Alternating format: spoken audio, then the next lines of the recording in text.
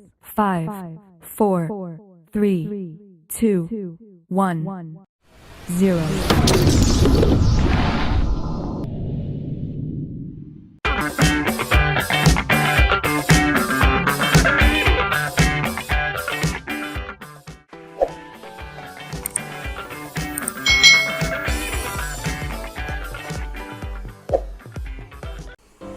Hai, selamat datang di channel YouTube Kak Citra. Apa kabar adik-adik semuanya? Kak Citra berharap kalian dalam keadaan yang baik, sehat, dan siap untuk belajar ya.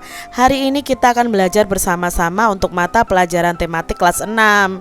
Kita belajar di tema 9, menjelajah angkasa luar, subtema 1, keteraturan yang menakjubkan, pembelajaran yang ketiga. Mari adik-adik kita belajar dengan penuh semangat ya. Adik-adik perhatikan gambar-gambar berikut ini dengan seksama. Nah, di sini ada bermacam-macam peralatan yang dahulu digunakan ya untuk membantu keseharian manusia, dan sampai sekarang peralatan-peralatan itu terus berkembang. Misalnya di sini untuk membajak sawah, dulu kita itu menggunakan bantuan sapi atau kerbau adik-adik. Sekarang kita cukup menggunakan mesin traktor. Dulu kita itu menyetrika baju memakai setrika yang pakai arang adik-adik ya. Arangnya akan dibakar lalu dimasukkan ke dalam setrika ini, baru kita akan gunakan untuk menyetrika baju.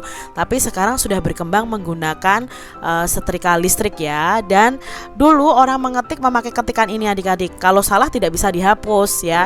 Ini ketikan alat ketik zaman dahulu. Tapi sekarang berkembang lagi menjadi laptop ya. Jadi bisa kita simpan, kalau salah bisa kita hapus dan sebagainya. Dulu orang menggunakan telepon rumah nih ya. Nah, telepon rumah ini tidak bisa dibawa kemana-mana. Nah, sekarang berkembang dengan adanya handphone yang bisa kita bawa kemana-mana. Bahkan sekarang bisa untuk mengakses internet, bisa untuk video call dan lain sebagainya. Nah, adik-adik sebutkan nama dan kegunaan benda-benda tersebut.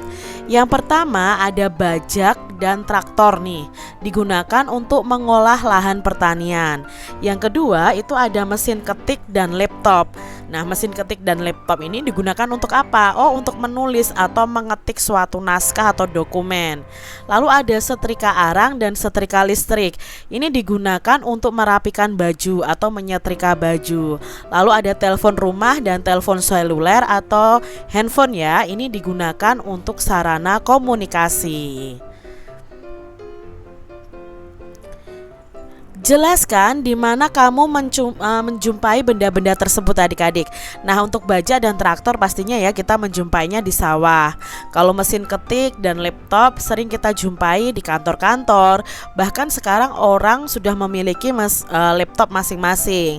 Lalu untuk setrika ya, mau setrika arang dan setrika listrik pasti akan kita jumpai di rumah. Tapi sekarang kalau setrika arang itu sudah tidak zamannya lagi ya adik-adik ya. Untuk telepon dan telepon seluler itu sering kita jumpai di kantor atau di rumah. Bahkan sekarang setiap orang itu membawa telepon seluler atau handphone kemana-mana ya, karena bisa dibawa kemana-mana itu tadi adik-adik.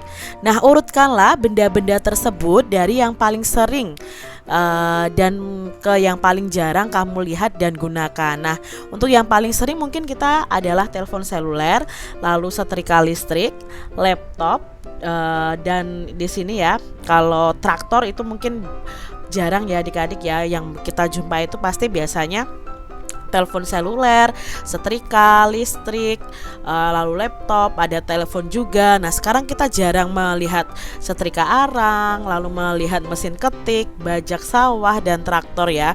Mungkin jarang atau bahkan ada yang tidak pernah melihat setrika arang ini ya.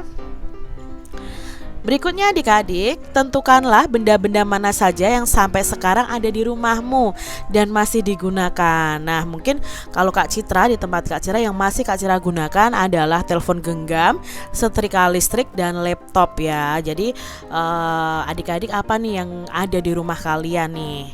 Pasti kalau setrika ada ya, pasti semua punya setrika. Telepon genggam mungkin semua juga punya telepon genggam. Pilihlah satu benda dari benda-benda di atas yang paling kamu inginkan dan jelaskan alasanmu. Nah, mana nih adik-adik yang ingin kalian jelaskan, kalian inginkan ya. Mungkin yang kalian inginkan bisa telepon seluler, bisa laptop. Karena untuk apa? Untuk belajar ya, kita bisa menggunakannya sehari-hari untuk berkomunikasi, lalu bisa untuk mengerjakan tugas-tugas dari bu guru. Apalagi kalau pembelajarannya mau melalui sistem online, kita bisa membutuhkan telepon seluler atau membutuhkan laptop.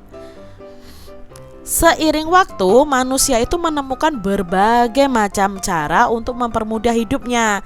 Perkembangan teknologi merupakan salah satu upaya manusia untuk menemukan cara yang paling mudah untuk memenuhi kebutuhan hidupnya. Perubahan zaman menyebabkan banyak cara dan peralatan lama yang telah ditinggalkan. Semua diganti dengan cara dan alat bantu yang baru, bahkan lebih canggih dan modern adik-adik. Masyarakat saat ini disebut sebagai masyarakat modern sebagai hasil dari modernisasi. Apakah modernisasi itu? Mari kita cari tahu mengenai modernisasi ini dengan membaca bacaan berikut ini. Modernisasi dalam masyarakat Indonesia. Kita mungkin sudah sering mendengar kata modern ya, untuk menjelaskan sesuatu yang bukan bersifat tradisi tetapi lebih bersifat masa kini. Nah, modernisasi ini berarti proses menuju masa kini atau proses menuju masyarakat yang modern adik-adik. Modernisasi ini dapat pula berarti perubahan dari masyarakat tradisional menuju masyarakat yang maju. Modernisasi ini yang membentuk masyarakat modern tentu akan mengubah cara pikir dan cara hidup masyarakatnya. Nah, para ahli ini menyebutkan beberapa ciri dari masyarakat modern.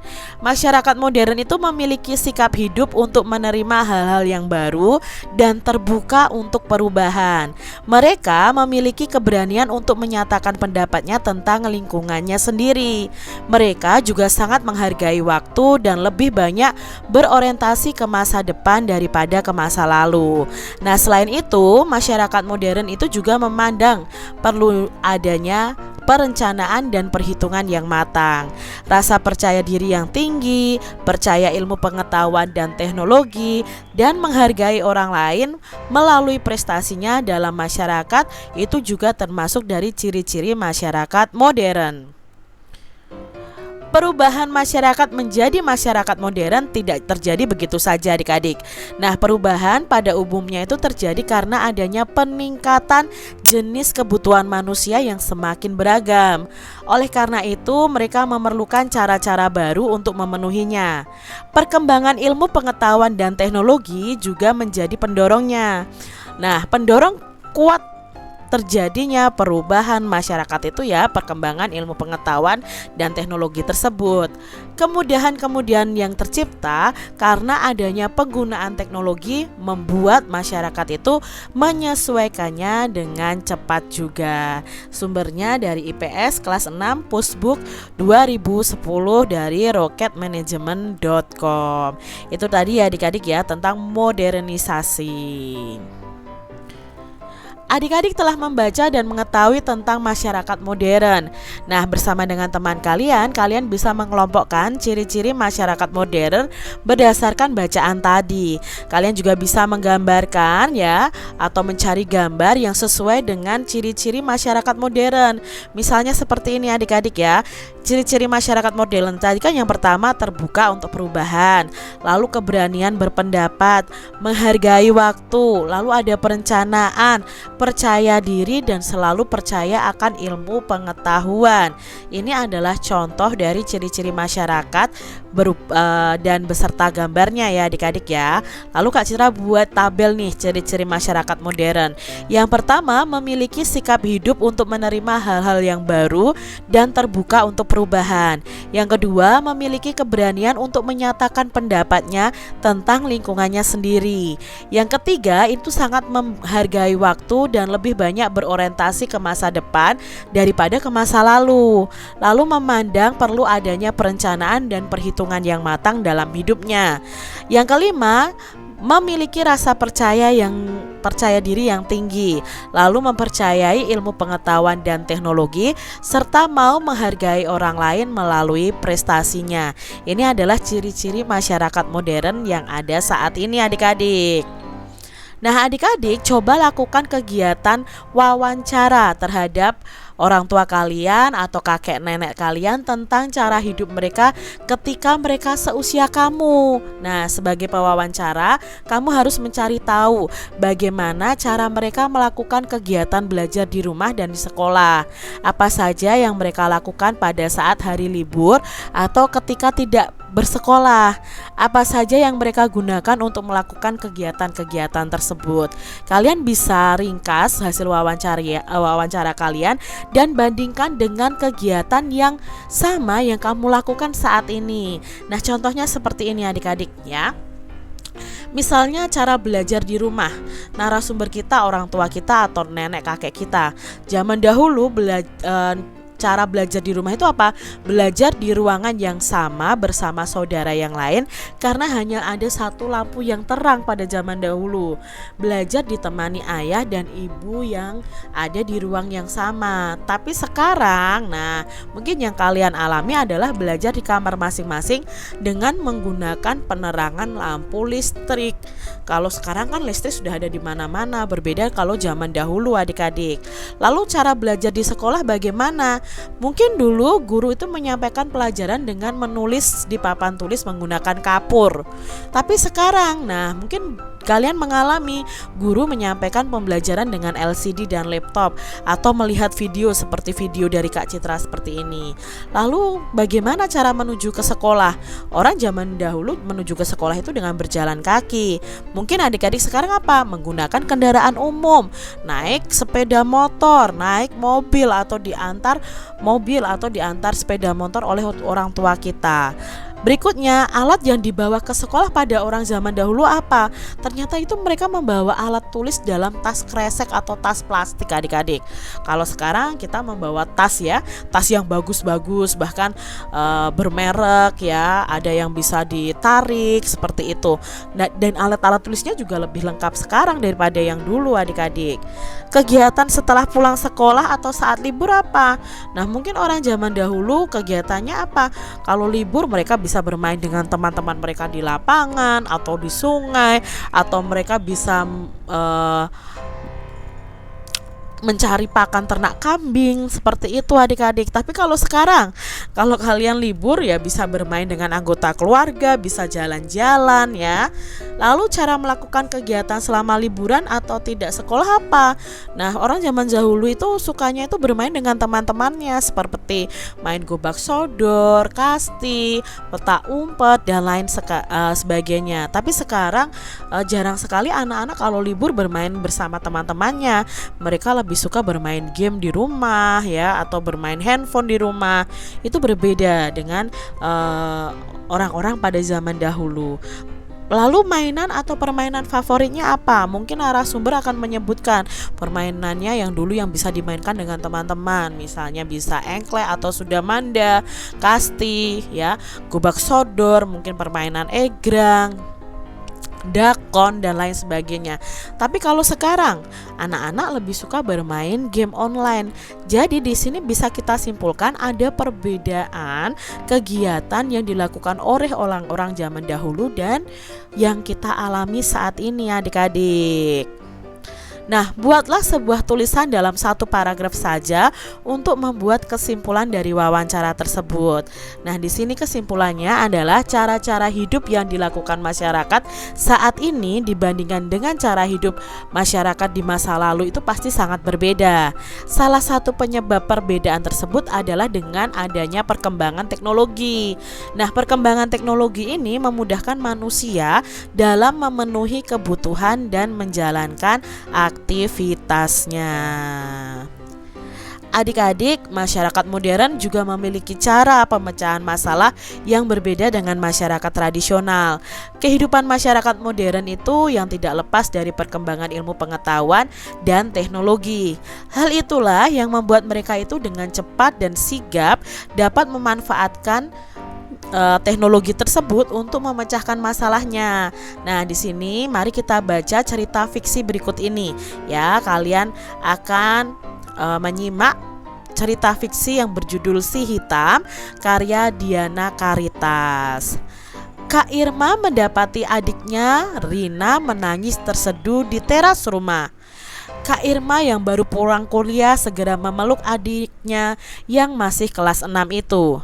Keadaan rumah terlihat sepi, tidak seperti biasanya. Ia tahu ayah dan ibu masih di kantor, tetapi biasanya keadaan rumah tidak sesepi ini. "Kenapa, Dik?" tanya Kak Irma. Rina tak segera menjawab. Ia malah terseduh semakin keras. Mbak Tati yang biasanya menemani Rina bergegas datang menghampiri mereka memasuki pekarangan rumah. Mbak Tati tampak terengah dan berkeringat. "Ada apa, Mbak? Mbak Tati dari mana? Mengapa Rina ditinggal sendiri di rumah?" tanya Kak Irma tanpa melepas pelukannya kepada adiknya. "Ini Kak Irma, si Hitam tidak pulang sedari tadi. Saya tadi berusaha mencarinya ke seluruh komplek ini, tapi saya tidak menemukannya," jawab Mbak Tati dengan wajah yang panik. Segera Kak Irma tersadar, rumah yang sepi, tidak ada suara manja kucing kesayangan Rina. Ternyata ini penyebab Rina sedih. Kucing kesayangannya belum kembali. "Kak Irma, apa yang bisa kita lakukan agar si Hitam kembali, Kak? Si Hitam pasti bersedih mencariku. Bagaimana ia akan makan? Bagaimana ia akan tidur? Pergi kemanakah kucing kecil itu?" tanya Rina masih terseduh. "Ah, Kak Irma punya ide, semoga berhasil. Mbak Tati, tolong temani Rina sebentar ya," pinta Kak Irma kepada Mbak Tati sambil melepas pelukannya. Kak Irma segera mengambil telepon genggam dari dalam tasnya. Ia tampak sedang mencari-cari sesuatu dari dalam telepon genggam itu. "Rina, apakah kamu pernah menggunakan telepon genggam kakak untuk menyimpan foto si Hitam?" tanya Kak Irma. "Pernah, Kak," jawab Rina. Tampak wajahnya mulai berbinar. "Baik, kakak cari dulu ya," kata Kak Irma sibuk mencari foto si Hitam di dalam telepon genggamnya. "Ah, ini foto si Hitam," teriak Kak Irma. "Apa yang hendak kakak lakukan dengan foto si Hitam? Apakah kakak akan menyebar foto itu?" tanya Rina penasaran. Ia sedikit lupa dengan kesedihannya. "Tepat sekali adikku yang cerdas. Kakak terpikir beberapa cara, Rin. Pertama, kakak akan cetak gambar si Hitam beberapa lembar lalu menempelkannya di beberapa lokasi di sekitar sini. Kamu dan teman-temanmu bisa membantu menempelkannya. Kedua, kakak bisa menyebarkan secara digital kepada teman-teman kakak atau kenalan ayah dan ibu melalui telepon genggam ini. Dengan begitu, banyak orang akan ikut mencari kucingmu," jelas Kak Irma dengan bersemangat. Kak Irma mulai sibuk nih menekan-nekan bagian telepon genggamnya. Setelah beberapa lama, ia masuk ke dalam rumah dan mulai membuka komputer jinjingnya. Ia terlihat sibuk. Ia menyalakan mesin pencetak dan tak lama kemudian beberapa lembar kertas dengan gambar si Hitam dan keterangan di bawahnya mulai muncul. Rina bergegas mengambil kertas-kertas itu. Rina bergegas menuju pesawat telepon di dekat televisi. Ia menelpon beberapa temannya yang tinggal tidak jauh dari rumah mereka. Ia meminta mereka untuk membantunya menempelkan kertas berisi keterangan tentang si hitam kucingnya yang hilang. Tidak beberapa lama, 3 teman Rina datang dengan menggunakan sepeda. Tanpa menunggu lama, mereka mengambil kertas-kertas yang telah dicetak gambar si hitam. Mereka bergegas nih, berangkat bersama Rina. Sementara Kak Irma juga tak henti menelpon teman-temannya untuk meminta bantuan mencari kucing adiknya. Telepon genggam Kak Irma pun berbunyi beberapa kali. Kak Irma sibuk menjelaskan ciri-ciri si hitam melalui telepon genggamnya. Tak lama berselang, Rina dan teman-temannya telah kembali pulang. Kak Irma dan Mbak Tati meminta mereka tetap menemani Rina yang terlihat cemas. Lalu telepon Kak Irma kembali berbunyi. "Halo? Ya, betul, dengan saya sendiri," jawab Kak Irma melalui telepon genggamnya. "Benarkah?" "Ya, betul, itu kucing kami. Kucing itu memiliki tanda pengenal di kalungnya." "Wah, terima kasih ya Pak. Kami tunggu di rumah ya Pak." "Ya, alamatnya ada di kertas yang kami sebar tadi. Terima kasih banyak Pak." Kak Irma menutup pembicaraan dengan lawan bicaranya dengan wajah yang gembira. Melihat itu, Rina dan teman-temannya bersorak kegirangan. Kucing Rina telah ditemukan dan akan segera diantarkan. "Terima kasih teman-teman, kalian telah membantuku menemukan kucing kesayanganku. Apa jadinya kalau tidak ada kalian semua?" kata Rina sambil memeluk teman-temannya. "Jangan khawatir Rin, itulah gunanya teman," jawab salah satu teman Rina. "Terima kasih juga Kak Irma, kakak memang hebat," seru Rina sambil memeluk kakaknya. "Sama-sama Rin, berkat teman-teman kamu juga berkat telepon genggam kakak ini, masalah kita bisa diselesaikan dengan cepat," kata Kak Irma sambil menunjukkan telepon genggamnya dengan bangga. "Wah, berarti kapan-kapan aku bisa pinjam telepon genggam kakak ya untuk mencari barang-barangku yang hilang," seru Rina sambil mengedipkan matanya ke arah kakaknya. Kamu belum cukup umur untuk menggunakan telepon genggam ini. Bahaya," goda Kak Irma sambil berlalu dari Rina. Nah, itu tadi ya adik-adik ya, cerita tentang si hitam yang hilang dan akhirnya ditemukan. Bagaimana menurutmu cerita fiksi di atas? Apakah kamu menyukai ceritanya dan mengapa nih alasannya nih adik-adik? Nah, cerita fiksi pada bacaan di atas itu sangat menarik karena terjadi dalam kehidupan sehari-hari. Cerita tersebut itu menunjukkan bahwa teknologi yang ada itu mempermudah pekerjaan manusia. Masih ingatkah adik-adik tentang tokoh utama dan tokoh tambahan dalam sebuah cerita fiksi? Menurutmu apakah perbedaan keduanya? Nah, tokoh utama adalah tokoh yang banyak diceritakan di dalam sebuah karangan. Sedangkan tokoh tambahan merupakan tokoh yang mendukung tokoh utama. Tentunya adik-adik masih ingat ya. Bagaimanakah caramu untuk menentukan tokoh utama dan tokoh tambahan dalam cerita? Nah, cara menentukan tokoh utama adalah dengan mencari tokoh yang senantiasa ada dalam setiap peristiwa dan banyak berhubungan dengan tokoh lainnya, dan di sini yang paling banyak terlibat dalam tema cerita tersebut. Sedangkan untuk mencari tokoh tambahan adalah mencari tokoh yang perannya itu hanya sebagai pelengkap saja dalam cerita dan biasanya itu tidak selalu ada di semua tema ceritanya. Berarti itu adalah tokoh tambahan. Adik-adik, ini adalah tabel yang berisi cerita fiksi si hitam tadi, penulis Diana Caritas. Lalu kalian bisa menentukan tokoh utamanya tuh siapa. Oh, tokoh utamanya di sini misalnya Rina atau kakaknya ya, kalian bisa tentukan ya. Nah, untuk tokoh utama dalam cerita tadi adalah Kak Irma. Nah, Kak Irma ini sifatnya bagaimana? Oh, cerdas, peduli, dan suka menolong. Tindakan yang dilakukannya apa? Membantu adiknya untuk mencari kucing yang hilang dengan menghubungi teman lewat telepon dan menyebar gambarnya.